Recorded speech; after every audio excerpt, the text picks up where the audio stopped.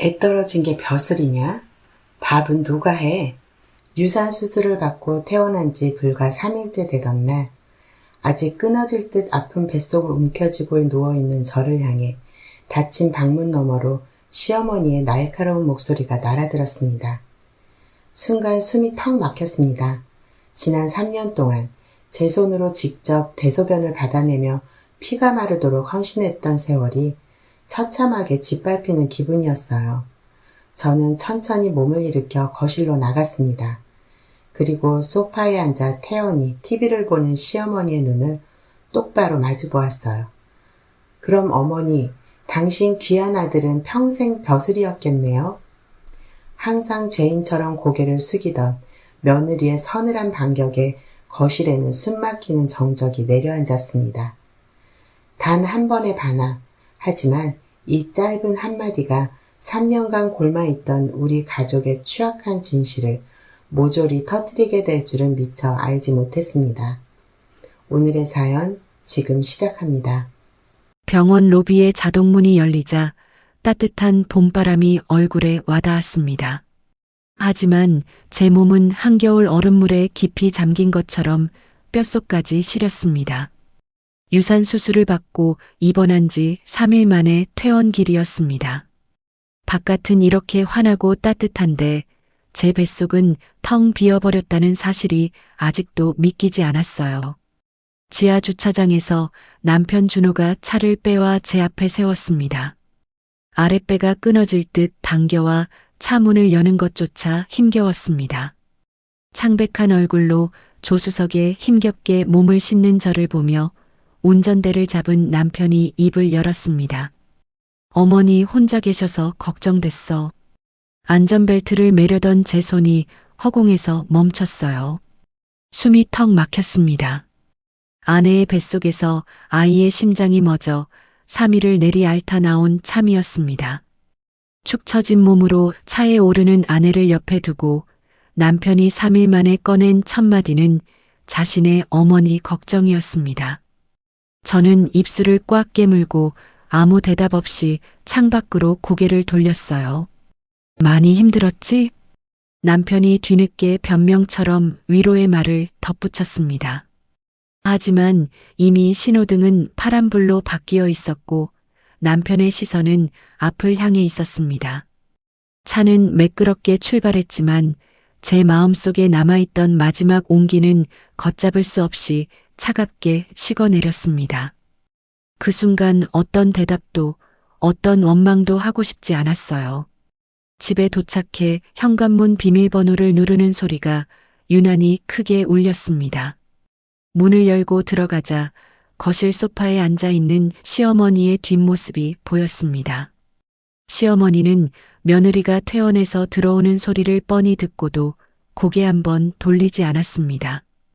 오로지 TV 화면에만 시선을 고정한 채 미동도 하지 않으셨어요. 점심시간이 훌쩍 지난 시간이었지만 주방에는 밥을 안 친 흔적조차 없었습니다. 저는 말없이 가방을 내려놓고 곧장 침실로 들어갔습니다.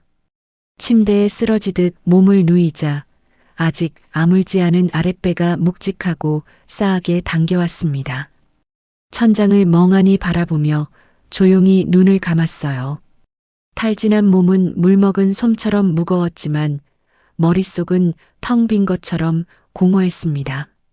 아무리 그래도 며느리가 수술을 받고 돌아왔는데 고생했다는 말 한마디가 그렇게 어려우셨던 걸까요? 지난 3년 동안 내 손으로 기저귀를 갈고 새벽마다 일어났던 시간들이 주마등처럼 스쳐 지나갔습니다. 그런 부질없는 생각이 꼬리를 물며 마음을 갉아먹을 때쯤이었습니다. 굳게 닫힌 방문 너머로 칼날처럼 매정한 목소리가 날아들었습니다. 애 떨어진 게 벼슬이냐? 밥은 누가 해? 순간 제 귀를 의심했어요. 눈을 번쩍 뜨고 천장을 바라보던 저는 숨조차 쉴 수 없었습니다. 슬픔과 허탈감으로 간신히 버티고 있던 마음의 둑이 일순간 산산조각 나는 기분이었습니다. 제가 잃은 건 단순한 핏덩이가 아니라 제 삶의 유일한 희망이었습니다.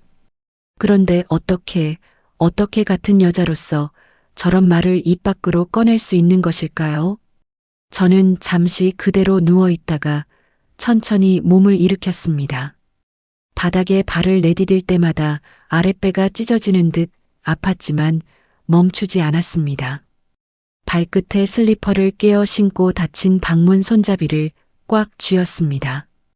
이제껏 단 한 번도 시어머니의 모진 말에 토를 달아본 적이 없는 저였어요. 하지만 오늘은 지금 이 순간만큼은 도저히 이 방문 안에서 울고만 있을 수 없었습니다. 문을 벌컥 열고 거실로 걸어나갔습니다. 시어머니는 여전히 TV 화면에 시선을 고정한 채 불만스러운 표정을 짓고 있었습니다. 저는 화면을 가리고 시어머니 바로 앞에 우두커니 섰어요. 그제야 시어머니의 짜증 섞인 시선이 제 얼굴로 향했습니다. 저는 시어머니의 눈을 똑바로 마주 보았습니다. 목소리는 떨리지 않았습니다. 오히려 아주 조용하고 또렷하게 입술을 뗐어요. 그럼 어머니, 당신 귀한 아들은 평생 벼슬이었겠네요. 단 한 번도 언성을 높이거나 반항한 적 없던 며느리였습니다. 항상 죄인처럼 고개를 숙이던 제 입에서 나온 서늘한 한마디에 거실에는 숨막히는 정적이 내려앉았습니다. 그 짧은 한마디를 내뱉고 저는 미련 없이 돌아서서 다시 방으로 들어왔습니다. 등 뒤로 방문이 닫히는 소리가 거실의 공기를 가르며 둔탁하게 울렸어요. 방문을 닫고 선 거실 너머에는 묘한 침묵이 흘렀습니다. TV에서 흘러나오는 요란한 연속극 소리만이 텅 빈 공간을 맴돌 뿐이었습니다. 잠시 후 툭 하고 시어머니의 손에서 리모컨이 바닥으로 떨어지는 소리가 났습니다. 시어머니의 얼굴은 아마 딱딱하게 굳어버렸을 거예요. 그것이 끓어오르는 분노인지 아니면 정곡을 찔린 당혹감인지 본인조차 모를 표정이었을 테니까요. 시간이 조금 흐른 뒤 거실에서 발소리가 들리더니 시어머니의 방문이 닫히는 소리가 났습니다. 오후 2시 굳게 닫힌 방문 너머 시어머니의 방 안 공기도 평소와는 달랐을 겁니다. 자기 방으로 들어간 시어머니는 창밖을 멍하니 바라보며 침대 모서리에 주저앉으셨습니다. 시어머니의 귓가에는 조금 전 제가 남긴 목소리가 끊임없이 맴돌고 있었을 거예요. 당신 귀한 아들은 평생 벼슬이었겠네요. 건방진 것. 시어머니가 이를 꽉 깨물며 분노 섞인 혼잣말을 내뱉으셨습니다. 그런데 이상하게도 그 말을 뱉고 나서도 화가 풀리기는커녕 되레 뭔가 뜨끔한 것이 가슴 한쪽을 찌르고 들어오는 것을 느끼셨을 겁니다. 시어머니는 그 정체 모를 감각을 억누르며 신경질적으로 이불을 당겨 덮으셨습니다. 어느덧 해가 지고 저녁 7시가 되었어요. 현관문이 열리고 퇴근한 남편이 집 안으로 들어섰습니다. 남편은 구두를 벗자마자 집안 분위기가 평소와 다르다는 것을 대번 감지했습니다. 공기는 차가웠고 집안은 절간처럼 고요했습니다. 저는 아픈 배를 부여잡고 주방에 서서 말없이 혼자 저녁상을 차리고 있었어요. 시어머니의 방문은 굳게 닫혀 있었고 방 안은 불조차 켜지지 않은 채 캄캄했습니다. 남편이 넥타이를 풀며 주방 쪽으로 다가와 조심스럽게 물었습니다. 오늘 무슨 일 있었어? 저는 찌개를 푸던 국자를 멈추지 않은 채 건조하게 대답했습니다. 아무 일도 없었어요. 남편은 다친 어머니의 방문 쪽을 힐끗 쳐다보더니 더 이상 묻지 않고 식탁에 앉았어요. 어머니와 아내 사이에 무슨 일이 있었는지 파고들어 불똥을 맞기 싫었던 겁니다. 항상 갈등을 피하고 덮어두려고만 하는 것, 그것이 제 남편이 이 집구석에서 살아남는 방식이었습니다. 수저를 들고 혼자 밥을 떠먹는 남편의 둥근 뒷모습을 바라보았습니다. 저 남자는 정말 어머니와 저 사이의 거대한 골짜기를 모르는 걸까요? 아니면 철저하게 모른 척하는 걸까요? 제가 묵묵히 덮어오고 감당해온 이 집안의 어둠 속에서 더 깊고 잔인한 밤이 저를 향해 다가오고 있었어요. 새벽 3시, 칠흑 같은 어둠이 깔린 거실 위로 밭은 기침 소리가 울려 퍼졌습니다. 수술을 받은 지 고작 며칠, 제 몸은 아직 유산의 상처로 속으로 피를 흘리고 있었습니다. 하지만 그 짧은 기침 소리가 들리자마자 제 몸은 이미 침대 밖을 향하고 있었어요. 관절 마디마디가 비명을 지르는 듯했고 아랫배는 불에 데인 것처럼 화끈거렸습니다. 눈물이 핑 돌 만큼 아팠지만 3년 동안 지독하게 몸에 밴 간병의 습관은 제 육체의 고통보다 즐겼습니다. 저는 식은땀을 흘리며 비틀거리는 걸음으로 안방 문을 열고 들어갔습니다. 어둠 속에서 시어머니는 숨을 몰아쉬며 가슴을 쥐어뜯고 계셨어요. 말없이 곁으로 다가갔습니다. 앙상하게 굽은 등을 익숙하게 쓸어내리고 머리맡에 둔 미지근한 물을 떠다 마르게 튼 입가에 축여드렸습니다. 행여나 이불이 젖어 살이 짓무르지 않았을까 무감각한 손놀림으로 기저귀 안쪽까지 꼼꼼히 확인했습니다. 얼마쯤 지났을까 기침이 잦아들고 숨소리가 편안해지자 시어머니가 입을 열었어요. 저를 쳐다보지도 않은 채 어둠 속을 향해 짧게 내뱉으셨습니다. 됐어. 수고했다는 말도 내 몸은 좀 어떠냐는 물음도 없는 차가운 두 글자였습니다. 저는 빈 물컵을 들고 방을 걸어 나와 복도 차가운 벽에 등을 기댔습니다. 그리고 천천히 눈을 감았어요.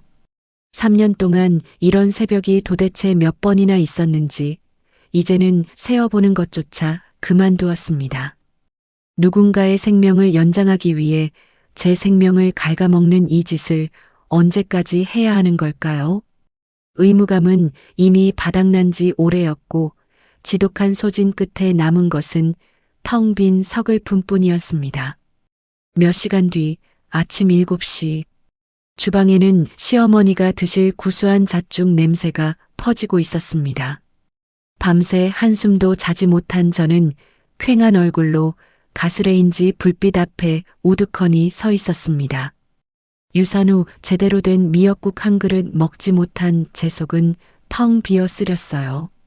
그때 2층 계단을 내려오는 경쾌한 발소리가 무거운 정적을 깼습니다. 말끔하게 다림질된 셔츠를 입고 넥타이를 매며 남편 준호가 주방으로 들어섰습니다. 어머니 약은 챙겼어? 아내의 창백한 얼굴은 안중에도 없다는 듯 남편은 습관처럼 어머니의 약부터 찾았습니다. 제 몸에서 나는 약 냄새조차 맡지 못하는 남자였어요. 저는 대답 대신 식탁 위에 올려둔 아침 약 봉투를 말없이 내밀었습니다. 남편은 약 봉투를 재킷 주머니에 쑤셔 넣으며 벽걸이 시계만 힐끗 쳐다보았습니다. 나 늦어. 고생한다는 말도 미안하다는 말 한마디 없이 현관문이 쾅 하고 닫혔습니다. 저는 가스불을 가장 약하게 줄이고 국자로 걸쭉해진 죽을 천천히 저었어요. 이 넓고 차가운 집에서 나는 도대체 무엇을 하는 사람일까요? 가족이라는 이름으로 묶여 있지만 철저하게 소모되고 버려지는 기계 부속품 같았습니다. 죽이 끓어오르며 툭, 툭 터지는 소리를 낼 때마다 제 마음속 깊은 곳에서도 시커먼 분노의 씨앗이 조용히 싹을 틔우고 있었습니다. 오전 10시 시어머니의 정기 외래 진료를 위해 억지로 몸을 끌고 병원을 찾았습니다. 반신이 마비된 시어머니를 휠체어에 태우고 혼자 택시를 잡아타는 일은 늘 고된 전쟁이었어요. 성치 않은 몸으로 휠체어를 접어 차에 싣고 내리느라 얇은 겉옷 안쪽은 벌써 식은 땀으로 흠뻑 젖어 있었습니다. 복잡한 병원 로비를 지나 진료 접수대 앞에 섰을 때였습니다. 차트를 확인하던 담당 간호사가 저희를 번갈아 보며 밝은 목소리로 물었습니다. 보호자 오셨어요? 제가 입을 열기도 전에 휠체어에 앉아있던 시어머니가 퉁명스럽게 대답했어요. 며느리요. 간호사는 제 헬쑥한 얼굴과 휠체어를 잡은 파르르 떨리는 손을 찬찬히 살피더니 안타까운 듯 작은 탄성을 내뱉었습니다. 어머, 며느님이 간병을 다 하세요? 정말 고생 많으시겠어요. 그 따뜻하고 당연한 위로 한마디에 제 가슴 끝이 시큰해지려는 찰나였습니다. 시어머니가 코웃음을 치며 간호사의 말을 매몰차게 잘라냈습니다. 뭐가요? 지 남편 낳아준 시어미 병수발인데 며느리가 하는 게 당연한 거지. 간호사의 표정이 굳어졌고 접수대 주변에 있던 다른 환자들과 보호자들의 시선이 일제히 제게 꽂히는 것이 느껴졌어요. 간호사조차 할 말을 잃고 곤란한 표정으로 저와 짧게 눈을 마주쳤습니다. 저는 간호사의 그 동정 어린 시선을 견디지 못하고 진료 차례표만 쥔 채 먼저 고개를 푹 숙여버렸습니다. 공개적인 망신과 수치심이 온몸을 휘감았지만 입술만 깨물 뿐 그곳에서 할 수 있는 반박은 없었습니다. 남들에게는 대단한 희생이라 불리는 이 짓이 우리 시어머니에게는 그저 숨 쉬듯 당연한 것일 뿐이었어요. 오후 2시 진료를 마치고 집에 돌아와 지친 몸을 소파에 뉘었을 때 핸드폰이 울렸습니다. 화면에 뜬 이름은 신우이 최지연이었습니다. 숨을 크게 한 번 내쉬고 통화 버튼을 누르자 신우이 특유의 들뜬 목소리가 수화기 너머로 흘러나왔습니다. 언니, 어머니 요즘 어때요? 저 다음 달엔 시간 내서 한번 갈 수 있을 것 같아요. 1년에 명절 2번, 그것도 2~3시간 엉덩이만 붙이고 앉아있다 가는 것이 전부인 신우이였어요. 저는 속에서 끓어오르는 감정을 억누른 채 건조하게 대답했습니다. 잘 계세요. 오늘 아침에도 병원 다녀왔어요. 제 냉랭한 대답에도 신우이는 아랑곳하지 않고 얄밉도록 가벼운 말을 이어갔습니다. 정말 언니가 있어서 진짜 다행이에요. 언니 없었으면 우리 어머니 어쩔 뻔했어요? 진짜 언니 복 받을 거예요. 통화가 끊기고 난 후 핸드폰을 테이블 위에 올려두는 제 손끝이 미세하게 떨렸습니다. 다행이에요. 그 얄팍하고 가벼운 네 글자가 귓가를 맴돌며 제 속을 날카롭게 후벼 팠어요. 신우이에게 저는 그저 자신의 무거운 짐을 대신 짊어져주는 아주 편리하고 값싼 방패막이일 뿐이었습니다. 고마움이라는 예쁜 포장지 속에 숨겨진 그 지독한 이기심과 무책임에 진절머리가 났습니다. 어느덧 창밖으로 땅거미가 내려앉은 저녁 6시가 되었습니다. 저는 다시 시어머니 방으로 들어가 대야에 따뜻한 물을 받아 시어머니의 굳은 발을 닦고 있었어요. 굳은 살이 박인 발 뒤꿈치를 수건으로 조심스럽게 문지르는데 뉴스를 보던 시어머니가 무심하게 입을 열었습니다. 준호는 언제 오냐? 오늘도 늦는다고 했어요. 제 말이 끝나기가 무섭게 시어머니의 날 선 잔소리가 날아왔습니다. 바쁜 사람인데 쓸데없이 집안일로 붙잡지 마라. 네가 알아서 잘 챙겨줘야지. 남자가 밖에서 큰일 하려면 집구석이 편안해야 하는 법이다. 저는 물기를 닦아내던 수건을 꽉 움켜쥐었습니다. 며느리는 뱃속 아이를 잃고 수술한 지 고작 며칠 만에 나와 당신의 대소변을 치우고 있는데 당신 아들은 야근하는 것조차 갖도록 안쓰러운 모양이었어요. 가슴속에서 뜨거운 눈물 덩어리가 울컥 치밀어 올랐지만 저는 끝내 입을 다물고 대야를 챙겨 들었습니다. 방을 나서려 등을 돌려 문고리를 잡았을 때였습니다. 고생한다. 등 뒤에서 들려온 그 소리에 저는 문고리를 잡은 채로 그 자리에 얼어붙고 말았습니다. 잘못 들은 건가 싶어 숨소리마저 죽였어요. 혼잣말처럼 아주 작게 마치 며느리가 들을까봐 겁내는 사람처럼 흘러나온 시어머니의 음성이었습니다. 3년 만에 처음 들어보는 그 낯설고 이질적인 온기에 심장이 쿵 하고 내려앉았습니다. 저는 뒤를 돌아보고 싶은 충동을 간신히 억눌렀습니다. 저 말은 과연 진심일까요? 아니면 자신이 방금 뱉은 모진 말에 대한 알량한 변덕일까요? 결국 저는 끝내 고개를 돌리지 않은 채 조용히 방문을 닫고 나왔습니다. 문 밖에 선 제 마음속에는 오랫동안 억눌려온 분노와 마지막 남은 신락 같은 인간적인 온기가 뒤엉켜 걷잡을 수 없는 혼란을 일으키고 있었습니다. 굳게 닫힌 시어머니의 방문을 등지고 서서 저는 까마득한 3년 전의 어느 날을 떠올렸습니다. 제가 요양보호사로 일하던 요양원의 좁은 탈의실이었어요. 저는 낡은 철제 로커를 열고 짐을 챙기고 있었습니다. 그때 곁에 서 있던 후배 미숙이가 붉어진 눈시울로 제 소매를 붙잡았습니다.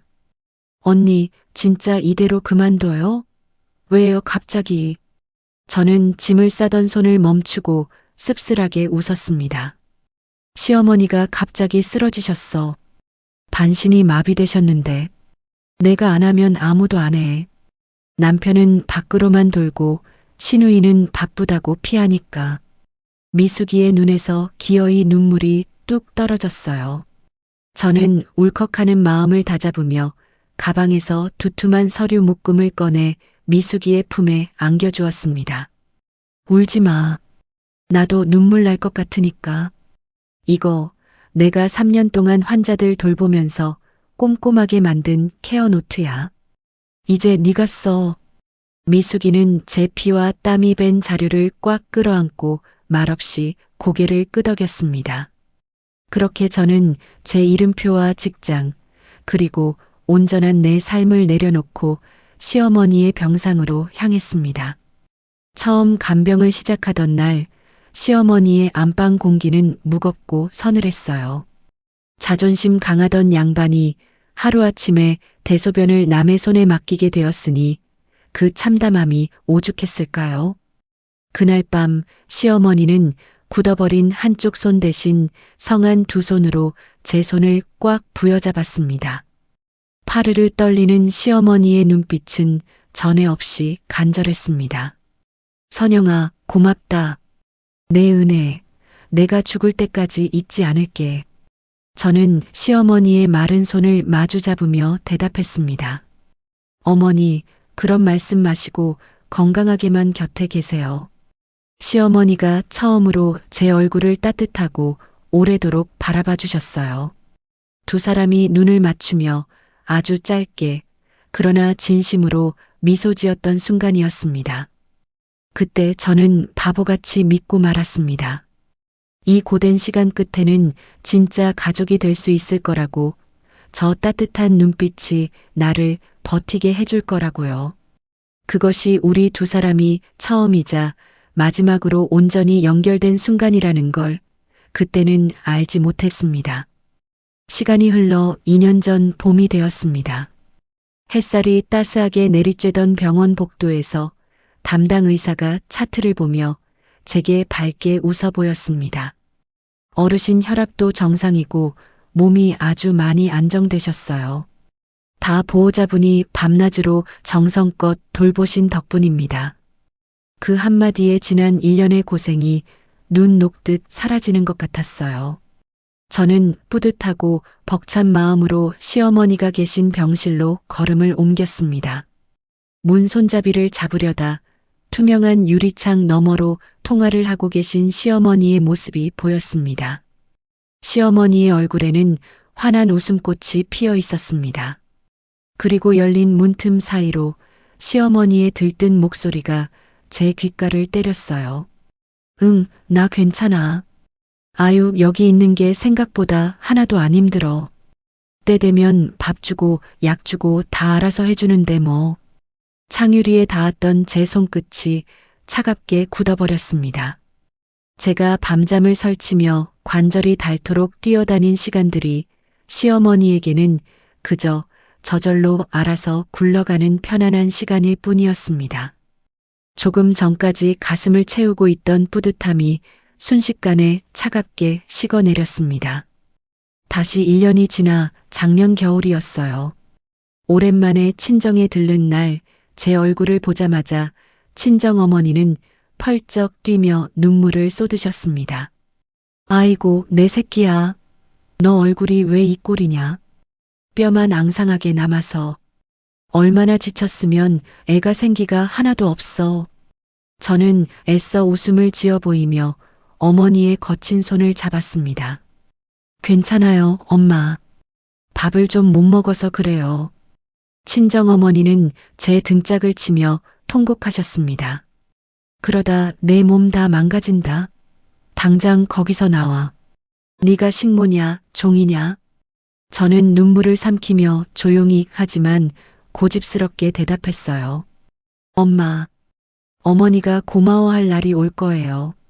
내가 이렇게 진심으로 하는데 언젠가는 알아주실 거예요. 조금만 더요. 그 말을 하는 제 목소리에는 물기가 서려 있었습니다. 사실은 저조차도 확신이 없었습니다. 그저 제가 한 희생이 헛된 것이 아니기를 제 스스로도 필사적으로 믿고 싶어서 내뱉은 자기 위안일 뿐이었습니다.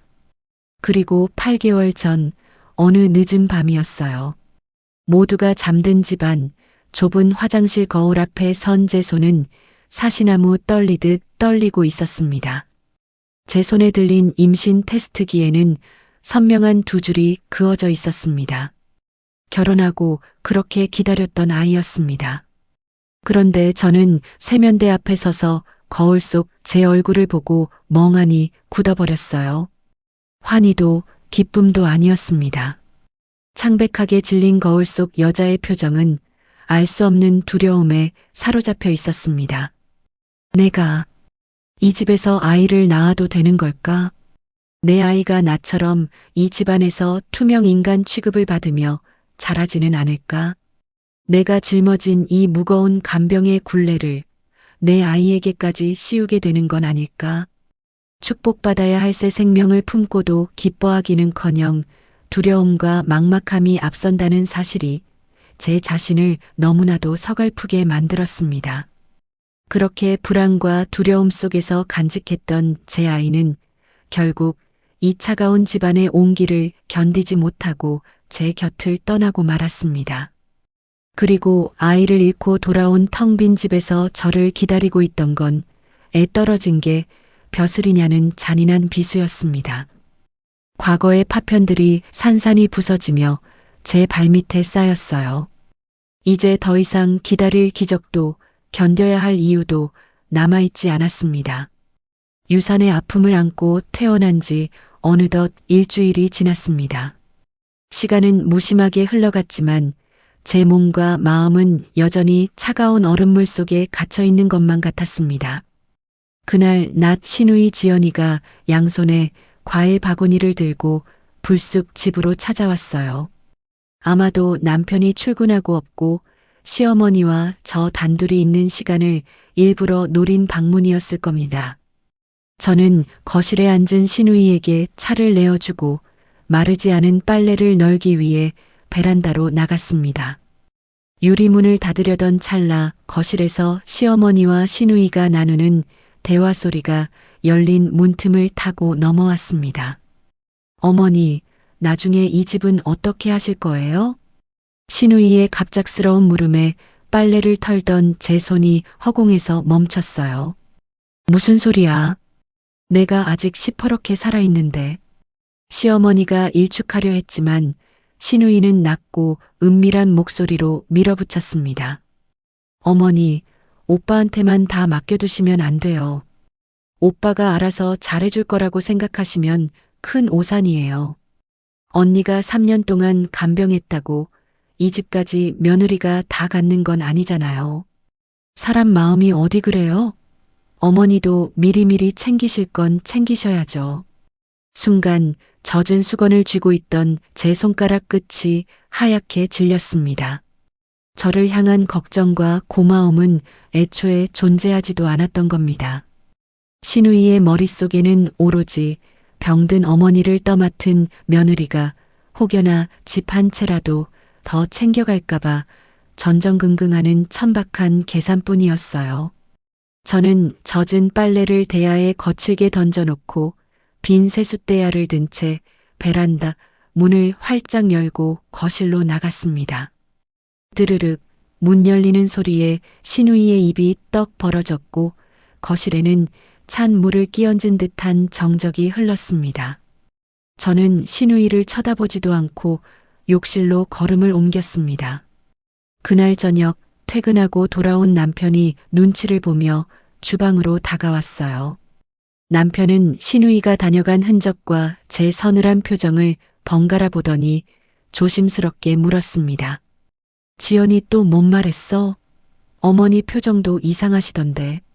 저는 흐르는 물에 그릇을 헹구며 시선은 싱크대에 고정한 채 대답했습니다.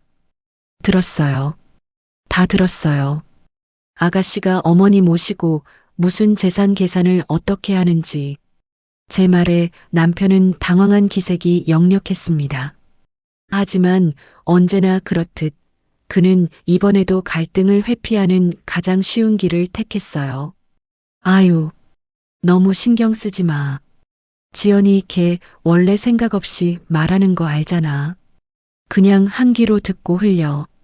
설거지하던 손을 멈추고 저는 천천히 고개를 돌려 남편을 바라보았습니다. 당신은 항상 그렇게 말하고 끝이잖아요. 제 목소리에는 원망조차 남아있지 않았습니다. 오직 짓밟힌 자의 깊은 체념만이 묻어났습니다. 남편은 제 차가운 시선을 견디지 못하고 얼굴을 붉히며 뒷걸음질을 쳤어요. 지금 나한테 화풀이 하는 거야? 나도 밖에서 피곤하게 일하다 왔는데 정말 숨막히게 하네. 남편은 도망치듯 주방을 빠져나갔습니다. 저는 다시 고무장갑을 끼고 수세미를 집어들었습니다. 그릇이 부딪히는 소리가 유난히 크고 날카롭게 주방 안을 맴돌았습니다. 가장 내 편이 되어 주어야 할 사람마저 내 등을 떠밀고 있다는 사실이 뼈저리게 다가왔어요. 이틀 뒤 밤이었습니다. 나중에 알게 된 사실이지만 그날 밤 퇴근한 남편은 주차장에 차를 세워두고도 한참 동안 집으로 들어오지 못했습니다.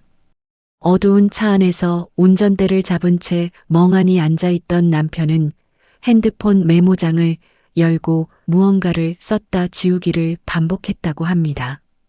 선영이 유산한 날 내가 한 첫마디가 어머니 걱정이었다. 스스로 생각해도 끔찍하게 이기적이었던 자신의 모습을 활자로 적어보며 그는 지독한 죄책감에 시달렸을 거예요. 하지만 남편은 이내 핸드폰 화면을 끄고 조수석 시트 위로 던져버렸습니다. 자신의 잘못을 마주할 용기도 아내에게 진심으로 무릎 꿇을 용기도 없는 비겁한 남자였습니다. 그는 끝내 아무것도 하지 않은 채 도망치듯 집으로 들어와 침대에 몸을 누였습니다. 다시 사흘이 지난 오후 시어머니 방에 따뜻한 쌍화차를 가져다 드리는데 창밖을 보던 시어머니가 불쑥 말을 꺼냈어요. 선영아, 요양보호사 한 명 써볼까? 저는 찻잔을 내려놓다 말고 멈칫했습니다. 갑자기요? 시어머니는 제 시선을 피하며 이불자락만 만지작거렸습니다. 네가 너무 힘들어 보이기도 하고 내가 너무 폐가 되는 것 같기도 해서. 저는 멍하니 시어머니의 주름진 옆 얼굴을 바라보았습니다. 며칠 전 거실에서 신우이가 쏟아냈던 말들이 귓가를 스쳤어요. 며느리가 간병한다고 다 갖는 거 아니잖아요. 이것이 나를 위하는 척하며 짐을 덜어주려는 진심일까요? 아니면 재산을 뺏길까 두려워 내 자리를 밀어내려는 신우이의 입김일까요? 이제 저는 이 집안 사람들의 그 어떤 말도 선의로 받아들일 수 없는 상태가 되어버렸습니다. 생각해 볼게요. 저는 짧게 대답하고 도망치듯 방을 빠져나왔습니다. 의심은 꼬리를 물고 마음을 어지럽혔습니다. 다음 날 오전 텅 빈 냉장고를 채우기 위해 동네 마트에 들렀을 때였어요. 채소 코너에서 카트를 끌고 가던 중 시어머니의 오랜 동네 친구인 박명자 아주머니와 마주쳤습니다. 저를 발견한 명자 아주머니는 반가워하기보다는 주위를 두리번거리며 조심스럽게 다가왔습니다. 그리고 제 손등을 덮어 쥐며 은밀하게 속삭였습니다. 선영 씨, 우리 복순이가 요즘 밤마다 잠도 못 자고 많이 힘들어해요. 본인은 입을 꾹 닫고 말은 안 해도 오랜 친구인 내가 모를 리가 있나? 내가 딱 보니까 알겠던데. 아주머니의 알 수 없는 말에 저는 미간을 찌푸렸어요. 무슨 말씀이세요? 어머니가 어디가 편찮으시다고 하던가요? 제 되물음에 명자 아주머니는 아차 싶은 표정을 짓더니 다급하게 손을 내저었습니다. 아니야, 아니야. 아유, 내가 주책맞게 쓸데없는 말을 했네. 선영 씨 고생 많은 거 내가 다 아니까 밥 잘 챙겨 먹고 갈게. 아주머니는 허둥지둥 카트를 밀며 서둘러 자리를 떴습니다. 저는 멀어지는 명자 아주머니의 뒷모습을 보며 그 자리에 우두커니 서 있었습니다. 시어머니가 밤마다 잠을 못 자고 힘들어한다고? 도대체 무엇 때문에? 명자 아주머니가 하려다 삼킨 말의 끝자락이 제 마음속에 커다란 불안과 호기심의 불씨를 지피고 있었어요. 전날 밤 저는 침대에 웅크려 누운 채 까만 핸드폰 화면만 멍하니 바라보고 있었습니다. 어디론가 도망치고 싶었지만 제게는 그럴 힘조차 남아있지 않았어요. 결국 저는 떨리는 손가락으로 예전 요양원 동료였던 미숙이에게 짧은 문자를 보냈습니다. 미숙아, 나 요즘 너무 힘들어. 혹시 시간 날 때 얼굴 한번 볼 수 있어? 그것은 벼랑 끝에 몰린 사람이 본능적으로 뻗은 썩은 동아줄 같은 SOS였습니다. 다음 날 오전 11시 정적만이 감돌던 집안에 초인종 소리가 울렸습니다. 무거운 몸을 이끌고 현관문을 열자 문 밖에는 미숙이가 서 있었어요. 오랜만에 만난 반가움에 미소를 지으려 했지만 제 얼굴은 굳은 채 움직이지 않았습니다. 미숙이는 창백하게 마른 저를 보며 입술을 꽉 깨물더니 등 뒤에 감추고 있던 낡은 서류 봉투 하나를 불쑥 내밀었어요. 언니, 나 드릴 게 있어서 왔어요. 진작 드렸어야 했는데 이제는 꼭 드려야 할 것 같아서 가져왔어요. 저는 반가움보다 알 수 없는 긴장감을 느끼며 그 봉투를 받아들었습니다. 봉투 끝을 잡은 미숙이의 손끝이 미세하게 떨리고 있었어요. 우리는 거실 소파에 나란히 앉았습니다. 시어머니는 방에서 주무시는지 집안은 절간처럼 고요했어요. 미숙이는 마른 침을 한번 삼키더니 조심스럽게 입을 열었습니다. 언니 기억나요? 3년 전에 언니 어머니 간병한다고 요양원 그만둔 날. 제가 말없이 고개를 끄덕이자 미숙이는 제 손에 들린 봉투를 가리키며 말을 이었습니다. 언니가 그만둔 바로 다음 날이었어요. 어머님이 요양원에 직접 전화를 하셨어요. 마침 제가 전화를 받았고요. 저는 심장이 쿵하고 바닥으로 떨어지는 것 같았어요. 떨리는 손으로 봉투 안을 열어보니 가장자리가 누렇게 바랜 메모장 한 장이 들어 있었습니다. 미숙이가 3년 전 그날 수화기 너머로 들려온 시어머니의 말을 받아 적어둔 메모였어요. 거기에는 삐뚤빼뚤한 글씨로 이렇게 적혀 있었습니다. 우리 며느리가 거기서 일하다가 저 때문에 그만뒀다면서요. 정말 미안하다고, 제가 고맙고 미안하게 생각한다고 전해줄 수 있어요? 제가 직접 면전에 대고 말하기가 어려워서요. 종이를 쥔 제 두 손이 사시나무처럼 떨리기 시작했습니다. 꾹 참았던 눈물이 기어이 글씨 위로 번져 일그러졌어요. 제가 왜 이걸 이제야 드리냐면요. 미숙이의 목소리도 울음기로 젖어들고 있었습니다. 언니가 그때 이 마음을 알았으면, 어머니가 언니한테 미안해한다는 걸 알았으면 바보같이 더 참으면서 언니 자신을 다 갈아 넣었을 것 같았어요. 그래서 숨겼어요. 근데 지금은 언니가 이 집에서 어떻게 취급받고 사는지 아니까 이제는 진실을 알아야 할 것 같아서요. 저는 메모지를 가슴에 꽉 품고 소리 없이 오열했습니다. 시어머니는 처음부터 다 알고 계셨던 거예요. 제가 며느리라는 이유 하나만으로 얼마나 큰 희생을 감수했는지 똑똑히 알고 계셨습니다. 직접 말하기가 어려워서 남의 입을 빌려 사과하려 했던 그 얄팍한 자존심. 그 자존심 하나를 지키기 위해 저를 3년 동안 피도 눈물도 없는 기계처럼 부려먹고 모욕했던 겁니다. 충격과 배신감, 그리고 걷잡을 수 없는 분노와 짙은 슬픔이 파도처럼 밀려왔어요. 미안한 줄 알면서도 3년 동안 제 피를 말린 시어머니의 잔인함에 치가 떨렸습니다. 하지만 한편으로는 그렇게라도 제게 미안함을 전하고 싶어 했던 그 비겁한 노인의 속마음이 사무치게 가여워 견딜 수가 없었어요.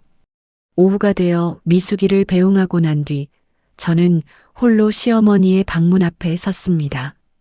굳게 닫힌 목재 문 너머에는 그 모든 진실을 숨긴 채 늙고 병들어가는 시어머니가 누워 계셨어요.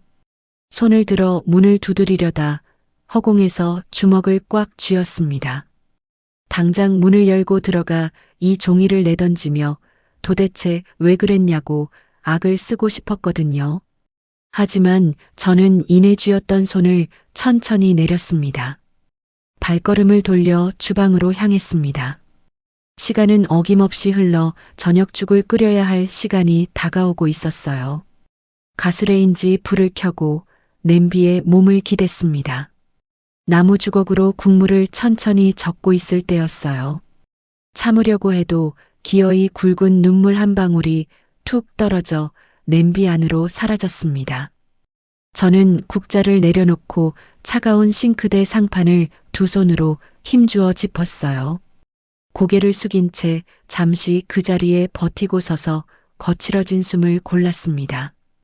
그리고 천천히 고개를 들었을 때 제 눈빛은 이전과는 완전히 달라져 있었어요.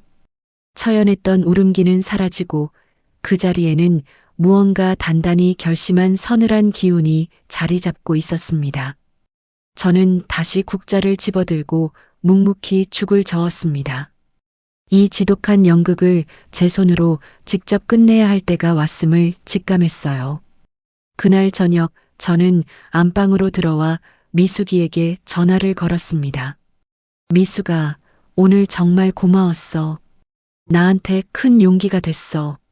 언니, 괜찮은 거예요? 목소리가 왜 그래요? 저는 깊게 숨을 들이마신 뒤 아주 차분하고 또렷한 목소리로 입을 열었어요. 미숙아, 나 부탁이 하나 있어.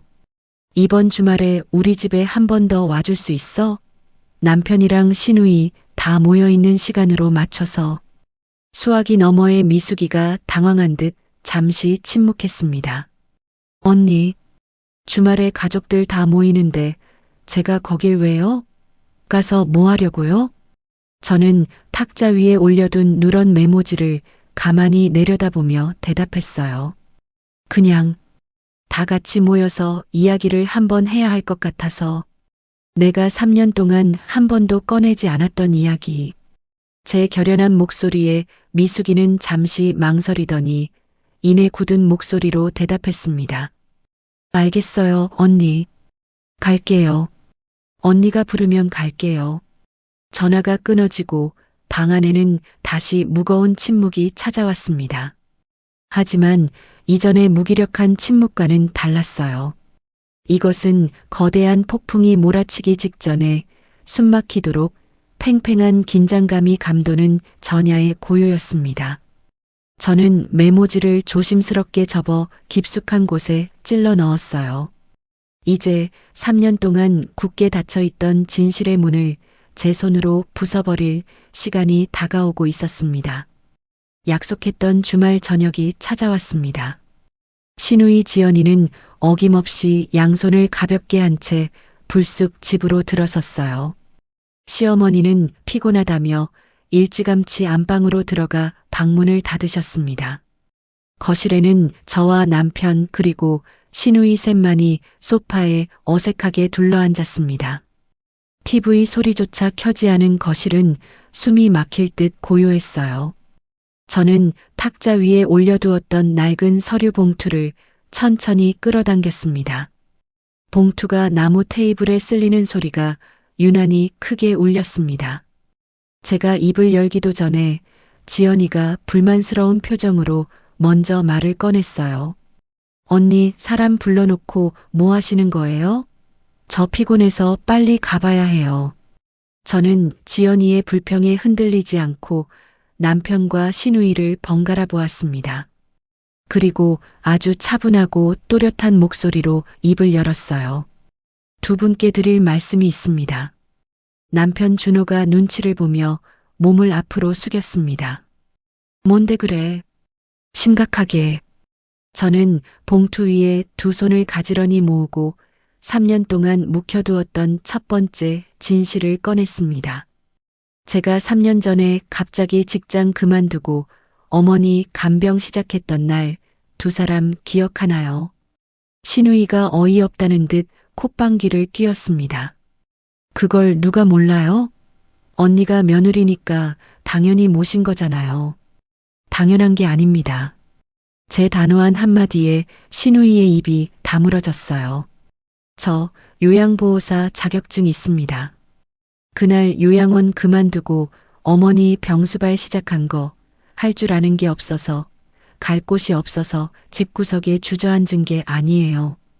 남편의 눈동자가 흔들리는 것이 보였습니다. 저는 흔들림 없는 목소리로 말을 이어나갔어요. 새벽 3시마다 어머니 기저귀 갈고 가래 빼느라 제 손목 관절이 어떻게 망가졌는지 당신들은 한 번이라도 들여다본 적 있습니까? 유산하고 수술받은 지 3일 만에 태어나던 날 당신이 나한테 뭐라고 했는지 기억해요? 남편의 얼굴이 붉게 달아올랐습니다. 당신 첫마디가 어머니 걱정이었어요. 뱃속에서 죽은 당신 자식과 피 흘리는 내 몸보다 어머니 혼자 계신 게 더 걱정이라고 했죠. 남편은 변명조차 하지 못하고 고개를 푹 숙여버렸습니다. 저는 시선을 돌려 굳어있는 시누이를 바라보았어요. 그리고 아가씨, 며칠 전에 어머니 모시고 제 앞길 막지 말라며 재산 계산하셨잖아요. 며느리가 간병한다고 다 갖는 거 아니라면서요. 시누이의 얼굴이 하얗게 질렸습니다. 언니, 그거 다 들었어요? 아니, 제 말은 그게 아니라 더 이상 어떤 핑계도 듣고 싶지 않습니다. 제가 말을 끊어냈을 때 현관 쪽에서 초인종 소리가 울렸습니다. 남편과 시누이가 깜짝 놀라 현관 쪽을 돌아보았어요. 저는 자리에서 일어나 천천히 현관으로 걸어갔습니다.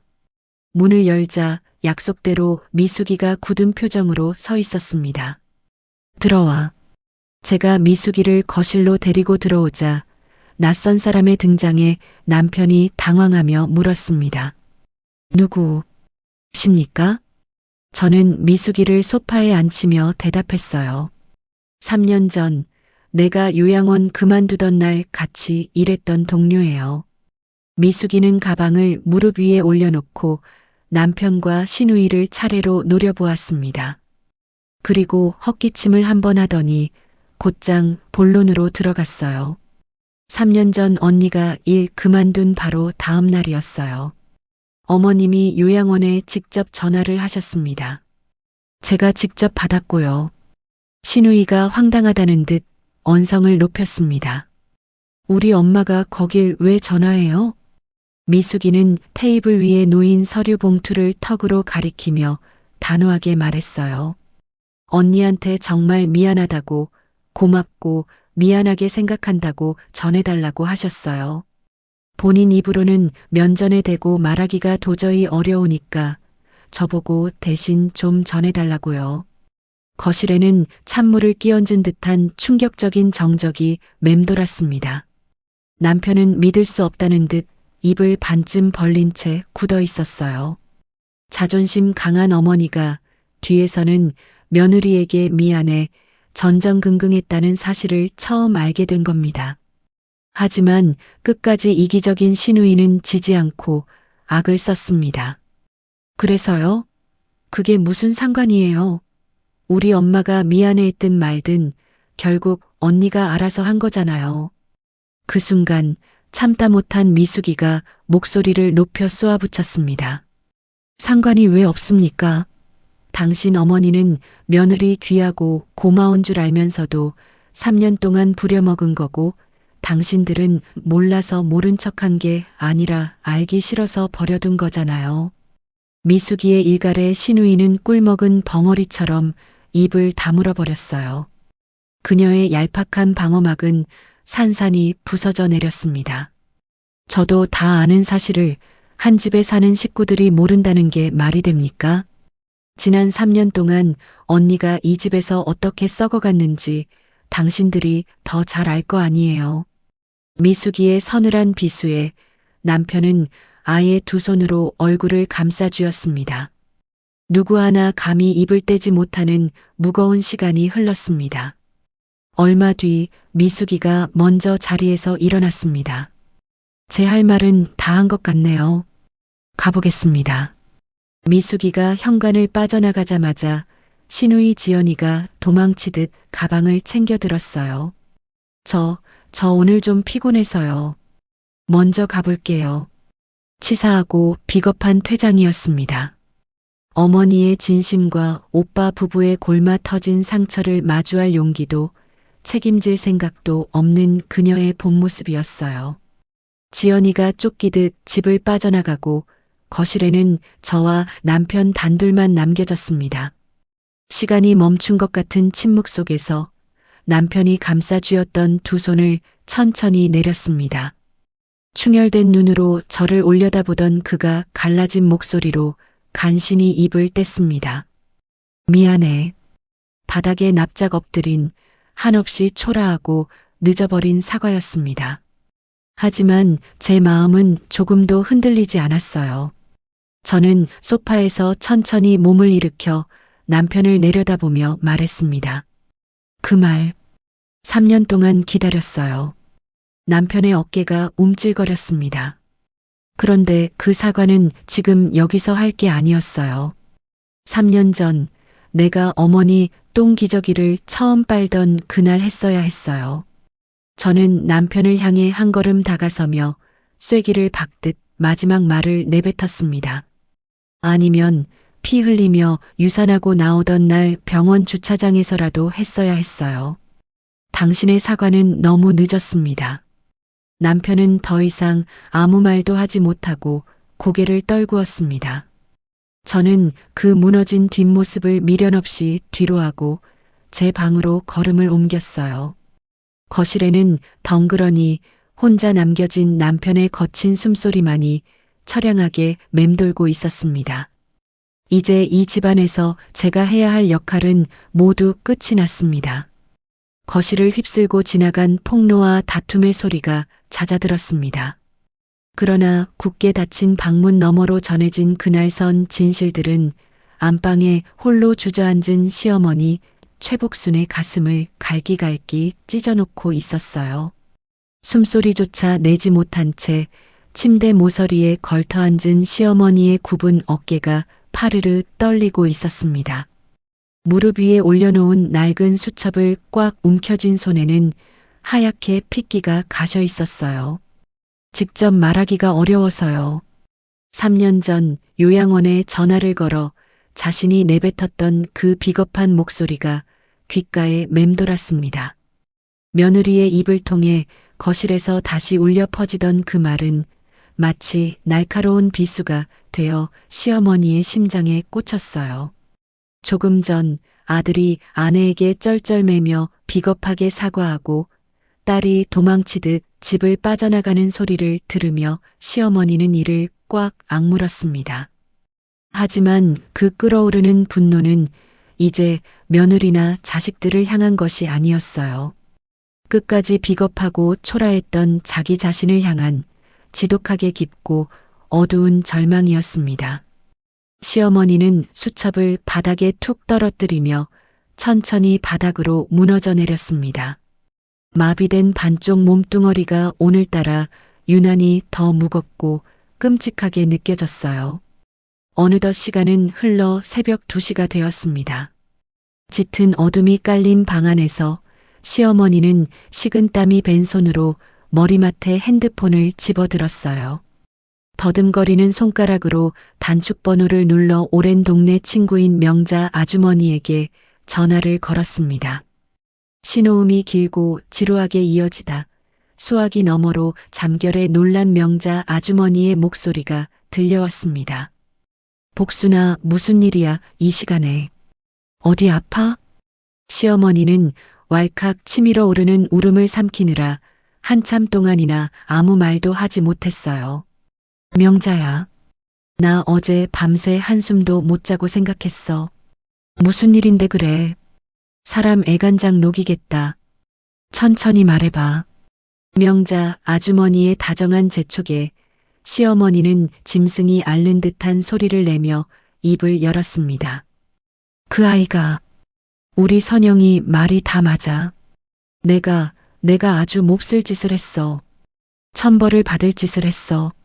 시어머니의 목소리는 늙고 초라하게 갈라져 방 안을 맴돌았습니다. 명자 아주머니는 길게 한숨을 내쉬며 조용히 대답했어요. 복순아, 그 아이 참 많이 힘들었을 거야. 말은 안 해도 속이 다 문드러졌겠지. 너도 다 알고 있었잖아. 시어머니는 어둠 속에서 아무도 보지 못하게 고개를 저었습니다. 내가 너무 거만했어. 내 배 아파 낳은 내 새끼들 귀한 줄만 알았지. 남의 집 귀한 딸 데려다가 종년처럼 부려먹었어. 내 아들 잘난 맛에 취해서 그 아이가 이 집구석 기둥인 줄도 모르고 흔들어댔어. 끝내 참았던 울음이 터져 차마 말을 잇지 못하고 입술을 깨물었어요. 내가 왜 그랬는지 아니? 무서웠어. 이 몹쓸 몸뚱어리, 며느리 아니면 걷어줄 사람 없다는 걸 내가 제일 잘 아니까. 그 아이가 기가 살아서 나를 버리고 떠날까봐 그게 너무 무서워서 선수를 친 거야. 일부러 더 모질게 구박하고 길을 꺾어 놓으려고 악마 노릇을 했어. 수화기 너머의 명자 아주머니도 훌쩍이며 코를 먹는 소리가 들렸습니다. 이제라도 알았으면 됐어. 복순아, 늦기 전에 지금이라도 며느리한테 다 말해. 내 속마음 다 털어놓고 싹싹 빌어. 그 아이 심성 착해서 다 들어줄 거야. 전화를 끊고 난 뒤 새벽 4시. 시어머니는 힘겹게 침대에서 내려와 서랍장 맨 밑바닥을 뒤져 오래된 사진첩 하나를 꺼냈습니다. 성취하는 한쪽 손으로 조심스레 첫 장을 넘기자 아들 준호의 어릴 적 사진들이 나타났어요. 그리고 그 페이지들 사이 빛바랜 결혼식 사진 한 장이 조용히 끼어 있었습니다. 순백의 웨딩드레스를 입고 수줍게 웃고 있는 선영의 얼굴은 눈이 부시도록 어리고 환했습니다. 볼살이 통통하게 올라 생기가 넘치던 그날의 맑은 선영이가 3년의 세월 동안 뼈만 앙상하게 남아 메말라버린 지금의 선영이와 겹쳐 보였어요. 시어머니는 거칠고 투박해진 손끝으로 사진 속 며느리의 뺨을 가만히 쓰다듬었습니다. 3년이라는 시간 동안 며느리의 젊음과 웃음을 갉아먹으며 연명한 자신의 목숨이 너무나도 원망스러웠습니다. 사진첩 위로 후두득 뜨겁고 굵은 눈물방울이 쉴 새 없이 떨어져 내렸어요.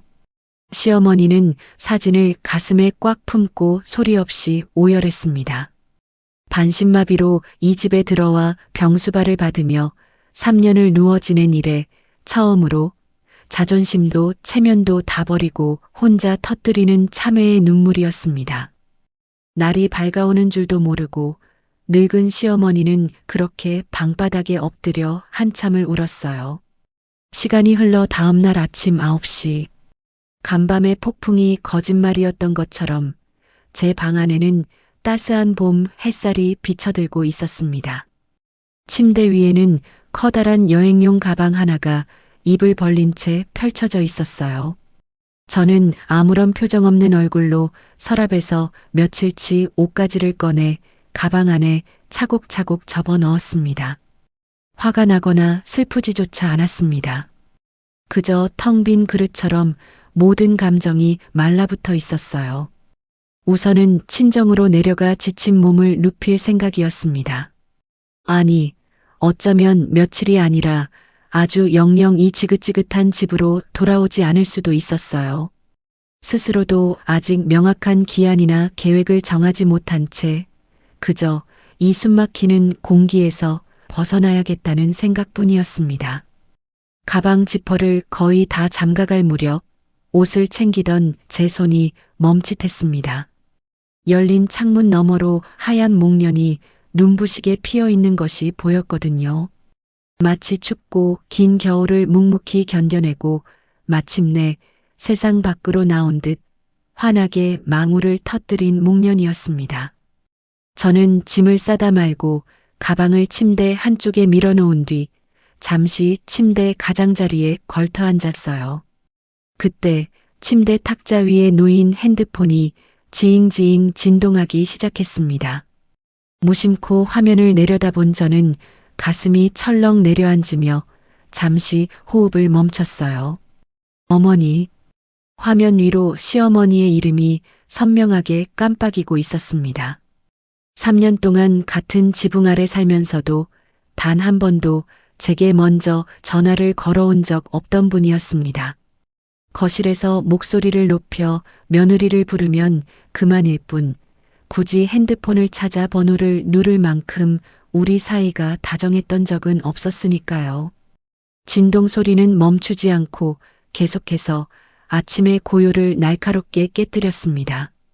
지옥 같았던 이 집을 떠나겠다고 독하게 굳혔던 마음이 아주 미세하게 흔들리기 시작했어요. 간밤에 미숙이가 다녀간 후 시어머니는 방 안에서 어떤 밤을 보내셨을까요?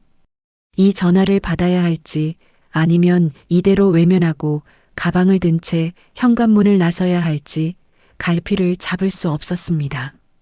진동은 끊어질 듯 끊어지지 않고 제 마음을 끈질기게 두드렸어요. 저는 눈을 질끈 감았습니다. 그리고 요란하게 진동하는 핸드폰 위로 천천히 손을 뻗었습니다. 핸드폰의 진동이 완전히 멎기 직전 저는 천천히 통화 버튼을 눌렀습니다.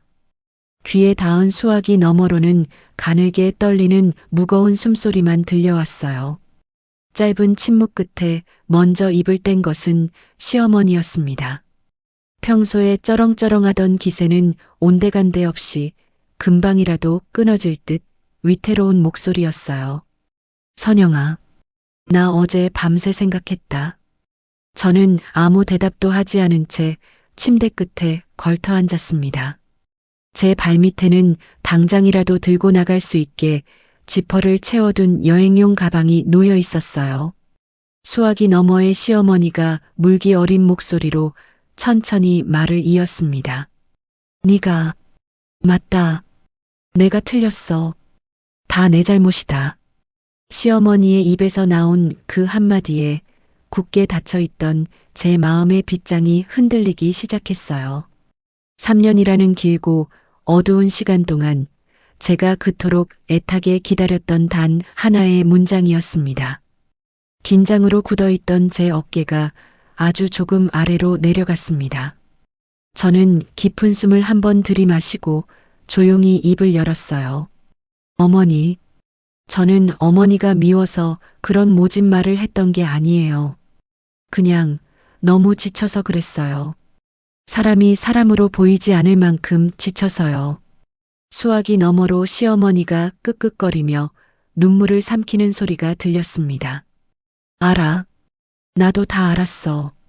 근데 말할 줄을 몰랐다. 고마운 걸 고맙다고, 미안한 걸 미안하다고 말하는 법을 몰랐어. 나도 너무 무서웠어. 저도 모르게 반문하고 말았어요.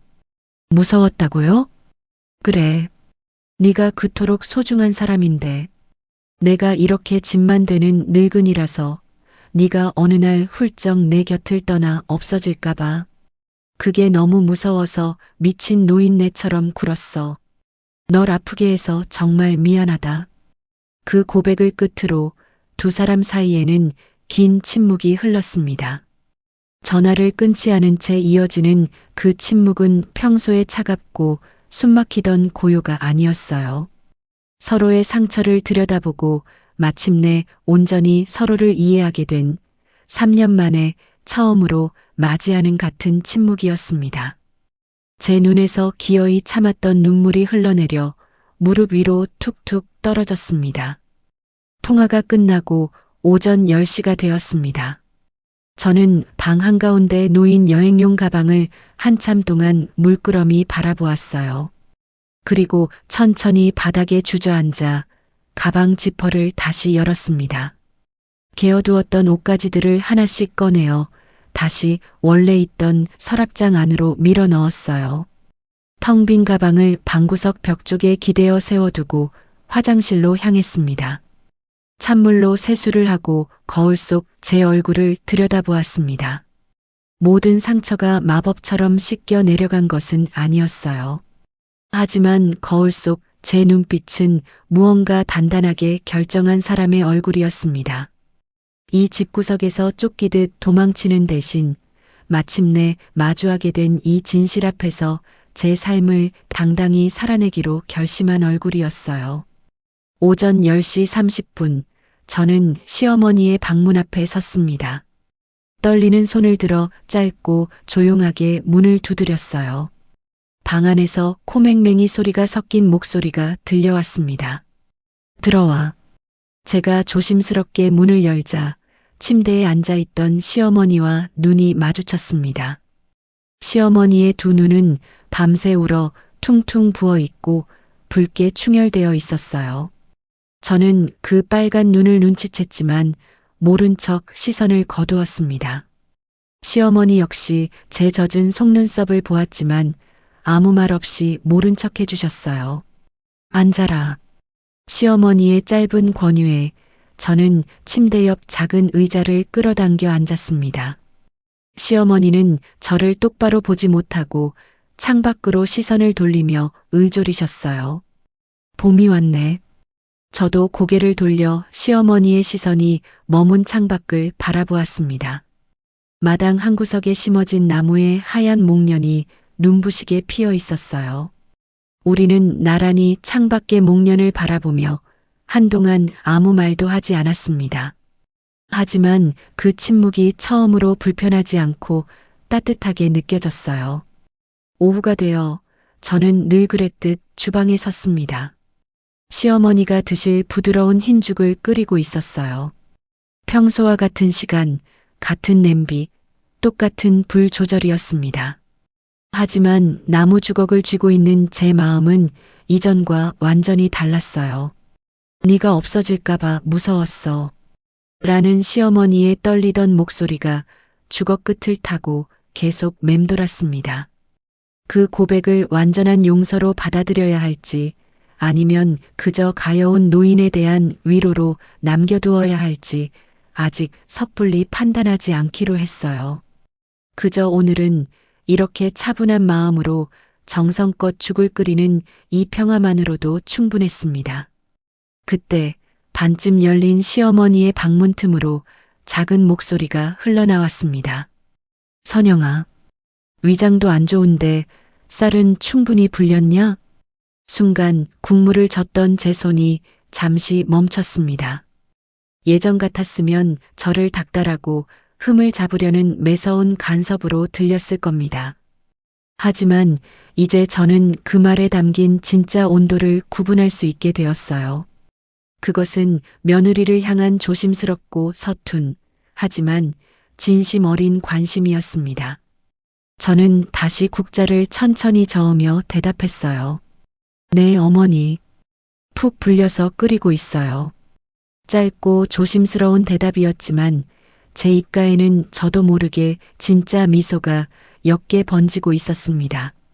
냄비 속 국물이 보글보글 소리를 내며 끓기 시작했어요. 창밖에서 쏟아진 따스한 봄 햇살이 주방 바닥 깊숙한 곳까지 환하게 비추고 있었습니다. 그렇게 우리 가족의 진짜 봄이 이제 막 시작되고 있었습니다. 오늘의 사연 어떻게 들으셨나요?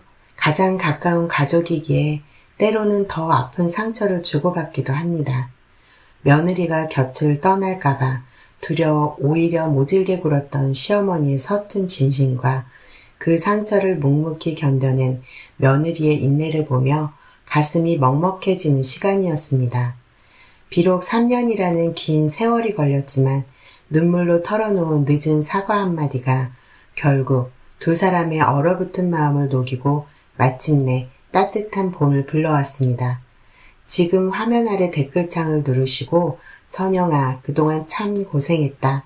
두 사람 앞으로는 행복해라. 이렇게 1초면 적을 수 있는 가벼운 응원 한마디를 남겨주세요. 시청자 여러분의 짧은 댓글 하나가 주인공에게는 큰 위로와 희망이 됩니다. 오늘도 끝까지 함께 해주셔서 감사합니다. 항상 건강하시고 행복이 함께하길 바랍니다. 구독과 좋아요 버튼 꾹 눌러주시고 알림 설정도 켜주세요. 감사합니다.